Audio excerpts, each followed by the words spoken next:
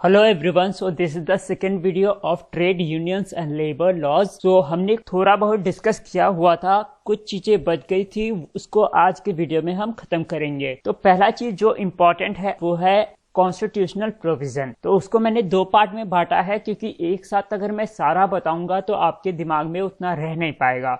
तो मैंने यहाँ पे फंडामेंटल राइट्स बताया है, और लास्ट में यानी कि वीडियो के अंतिम में जो है डायरेक्टिव प्रिंसिपल के जो प्रोविजंस है उसको डिस्कस किया है। तो फंडामेंटल राइट्स में कौन से ऐसे प्रोविजन है जो कि लेबर लॉज या फिर लेबर रिलेशन से पर्टेन करते हैं, उसको हम पहले देखेंगे। आर्टिकल 17 यहाँ पे अभी रहने देते हैं, वो मैंने अलग कारण से डाला था, वो इम्पोर्टेंट है इसलिए डाला था।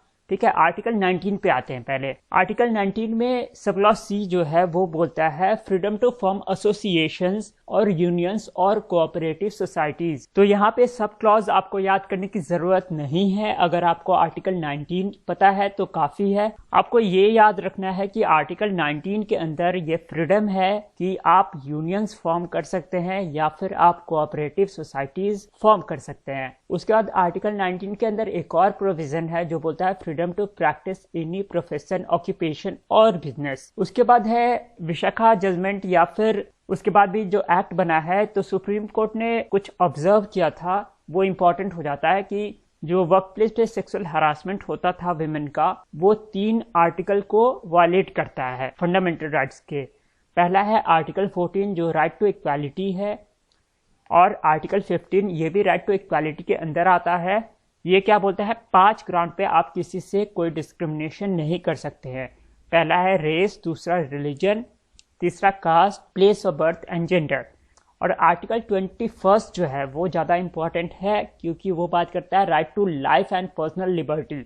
तो प्राइवेसी का जजमेंट जो आया था वो भी आर्टिकल 21 से रिलेटेड है। और हादिया जजमेंट, ये नाम याद रखिएगा, हादिया जजमेंट जो था वो भी पिछले साल आया था। और वो हादिया जजमेंट में सुप्रीम कोर्ट ने ये बोला था कि हर एक इंडिविजुअल को, अगर वो एडल्ट है, तो ये फ्रीडम है कि वो अपने चॉइस का पार्टनर चूज कर सके, चाहे वो किसी रिलीजन का हो, किसी भी कास्ट का हो। आर्टिकल 23 जो है वो भी इम्पोर्टेंट है। ये प्रोहिबिट करता है ट्रैफिकिंग को ह्यूमन बीइंग में या फिर फोर्स लेबर को। तो पहले हमारे यहाँ बेगारी होता था, तो उसको ये बैन करता है, और इसके लिए एक एक्ट भी बनाया जाएगा 1976 में, the prohibition of force labour act. उसके बाद है आर्टिकल 24, ये प्रोहिबिट करता है employment of children in factories. तो इतने सारे इंपॉर्टेंट प्रोविजंस हैं जो कि आपको याद होने चाहिए। आर्टिकल 17 मैंने इसलिए दिया है क्योंकि अभी एक सबरीमाला जजमेंट आया था महीनों पहले, जो कि इम्पोर्टेंट है जानना। उसमें क्या था कि विमेन को अलाउ किया गया था सबरीमाला के श्राइन में जाने के लिए, क्योंकि सुप्रीम कोर्ट ने ऑब्जर्व किया था कि अगर आप एक पर्टिकुलर एज के विमेन को नहीं जाने देते हैं श्राइन में, और उसमें आप कॉन्सेप्ट लाते हैं इम्प्योरिटी का, तो वो एक तरह का अनटचेबिलिटी है जो कि अलाउ नहीं होता है फंडामेंटल राइट्स के अंदर। अब आते हैं हम 193rd क्वेश्चन पे। ये बोलता है the factories act was passed in which year. तो इसका आंसर थोड़ा सिंपल है, ये एक्ट जो है 1948 में पास हुआ था। तो बेसिकली इस एक्ट में प्रोविजन था जो चाइल्ड लेबर है उसको खत्म किया जाए। The act prohibits the employment of children below the age of 14 years in factories. अब यहाँ पे इंपॉर्टेंट बात ये है, फैक्ट्रीज पे आप ध्यान दीजिएगा कि फैक्ट्रीज में वो काम नहीं कर सकते हैं अगर 14 साल से छोटे हैं। लेकिन अगर माइंस की बात आएगी तो 18 साल हो जाएगा, कि माइंस में अगर काम करना है तो आपको 18 साल से छोटा अगर आप हैं तो काम नहीं कर सकते हैं। उसके बाद फैक्ट्रीज एक्ट में जो है the law also placed rules on who, when and how long can pre-adult यानी कि 15 to 18 years be employed in any factory। और बॉन्डेड लेबर एक्ट मैंने बताया था पहले, वो कब पास हुआ था, 1976, इसलिए मैंने 1976 ऑप्शन में डाला हुआ था। उसके बाद आते हैं अगला, वो बोलता है when was the mines act पास। तो ये जैसा कि मैंने बताया कि 14 साल का लिमिट दिया गया था फैक्ट्रीज के लिए, जबकि 18 साल का लिमिट दिया गया था माइंस के लिए। और फैक्ट्रीज एक्ट कब पास हुआ है, 48 में। तो उसमें 4 जोड़ देंगे तो क्या हो जाएगा, 52।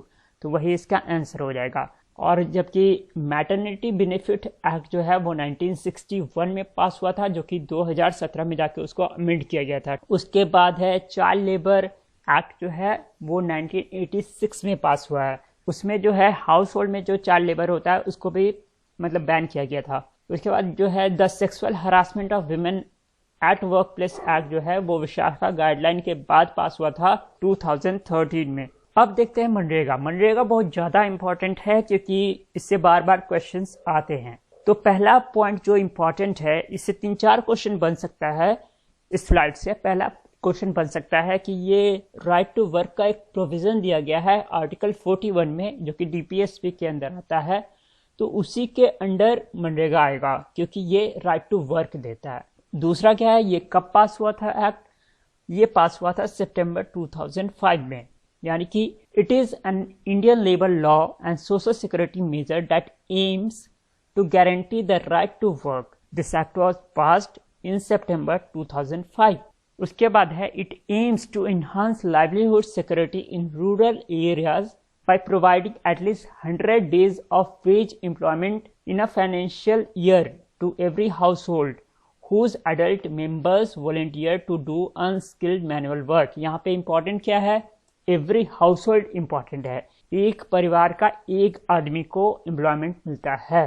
उसके बाद है कि to avail a job under this scheme the family must have a job card।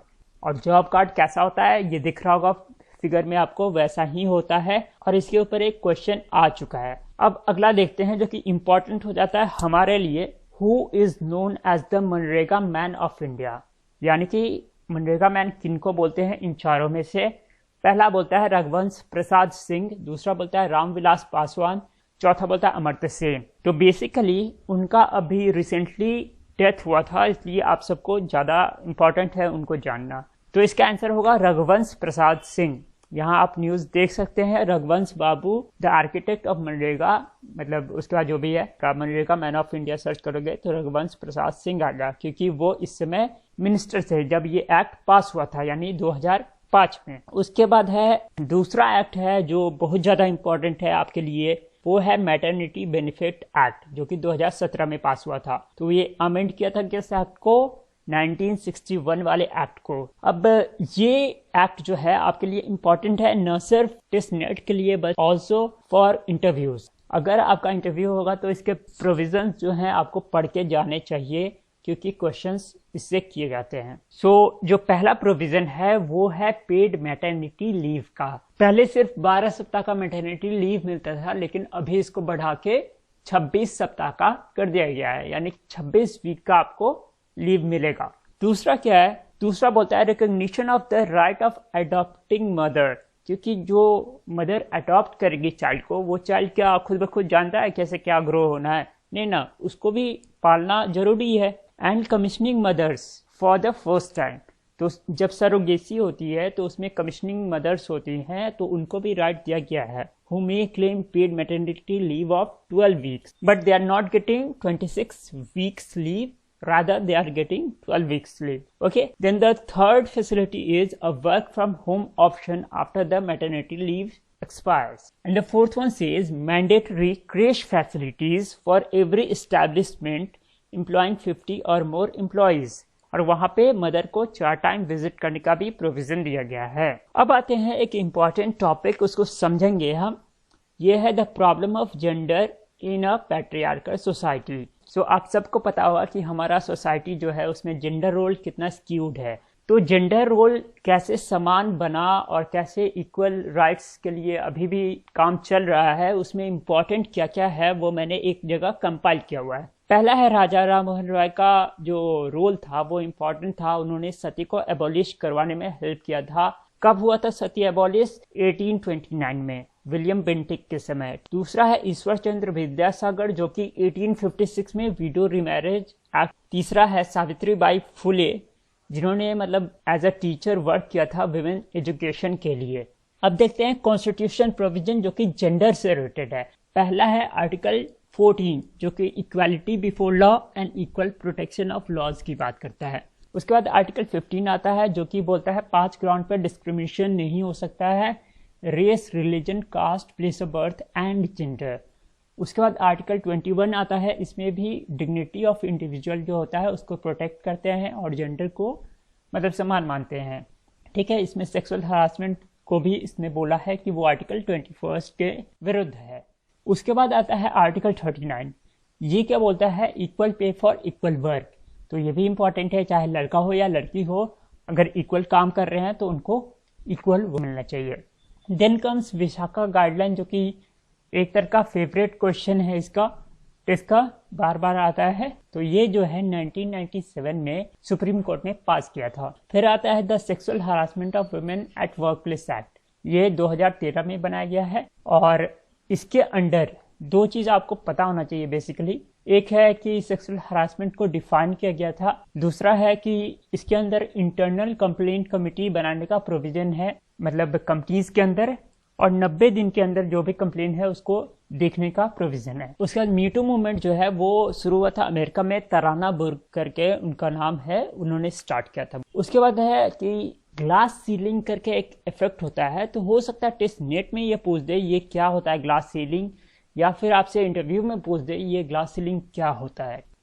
फिर आता है ग्लास सीलिंग, क्या होता है glass ceiling? A glass ceiling represents a barrier that prohibits women from rising to the top position in a company. बस ये समझिए। अब ये बेसिकली क्यों होता है उसको थोड़ा समझते हैं। देखिए, किसी भी कंपनी में दो तरह के एम्प्लॉयज होते हैं, एक होते हैं सुपर कीपर और दूसरे होते हैं कीपर्स। सुपर कीपर्स वो होते हैं जिसपे कंपनी का दारोमदार होता है, ठीक है, और कीपर्स वो लोग होते हैं जो रिप्लेसेबल होते हैं, कि अगर उसको हटा देंगे तो कोई दूसरा जॉब मार्केट से आ जाएगा उसके जगह पे, वो ऐसा जॉब करते हैं। और सुपर कीपर ऐसा जॉब करते हैं कि उनको अगर हटा देंगे तो प्रॉब्लम हो जाएगा, समझे।